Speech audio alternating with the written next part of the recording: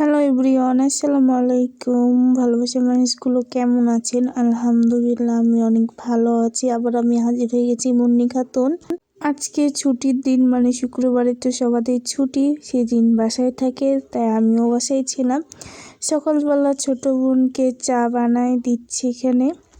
ছোট বোনকে 3 বেলায় চা দিলে তার কোনো সমস্যা নাই, সে চায়ের প্রিয় রানী, চা খেতে অনেক পছন্দ। আর এই যখন চায়ের পাতি দিয়ে দিলাম, মানে সকাল থেকে একদম রাত পর্যন্ত ভিডিওটা যদি ভালো লাগলে অবশ্যই বেশি বেশি শেয়ার করতে ভুলবেন না। তারপর এখানে রুটিটা ফুলকো রুটি হয়ে গেছে, তাই একটু ভিডিও করেছিলাম। তারপর এখানে পরোটা করে নিয়েছিলাম 2 বহিনের জন্য।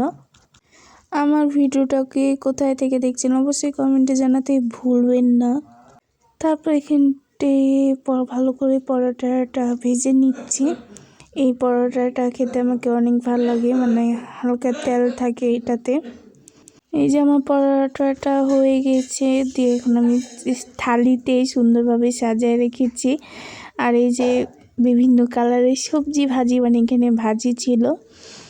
এই যে আমি এখন পরোটাটা খেতে লাগবো, শুরু করবো। এই যে দেখেন, আপনারা দেখেন আর আমি খাই, এটাই আমার ভালোবাসা মানুষগুলো। আপনারা আমাকে এত সাপোর্ট করছেন, অসংখ্য থ্যাংক ইউ জানাই।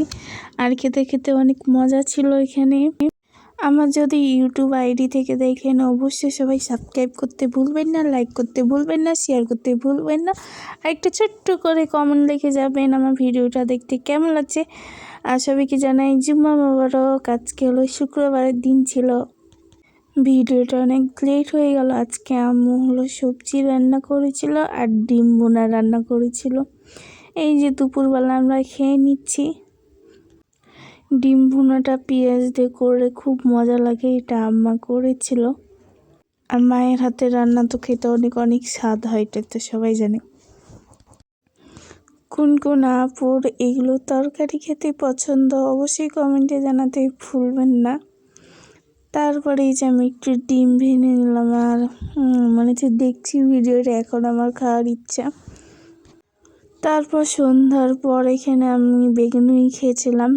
এই যে ভাবি বানাই দিয়েছিল বেগুনিটা। এখন সন্ধ্যার এটা নাস্তা ছিল।